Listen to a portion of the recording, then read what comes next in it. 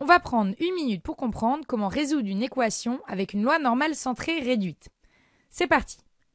On cherche A tel que la probabilité que x soit compris entre 0 et A soit égale à 0,45. Malheureusement pour nous, quand on a une loi normale centrée réduite, la calculatrice ne comprend que les expressions du type P de x inférieur à A égale. On a même une notation spécifique, phi de A. Ça ne change absolument rien, mais ça permet de se rappeler que c'est la seule expression que la calculatrice comprend. Du coup, on va commencer par transformer l'écriture pour se ramener à phi de A, et ensuite on pourra utiliser la calculatrice pour conclure. Ici, on a P de x compris entre 0 et A.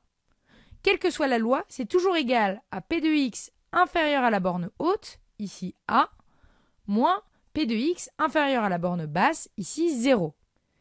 P de x inférieur à A, c'est phi de A. Et maintenant, il y a une astuce à bien retenir. Comme la loi normale centrée réduite est symétrique par rapport à l'axe des ordonnées, P de x inférieur à 0, ça vaut 0,5. On a donc phi de A moins 0,5 égale 0,45, soit phi de A égale 0,5 plus 0,45, c'est-à-dire 0,95.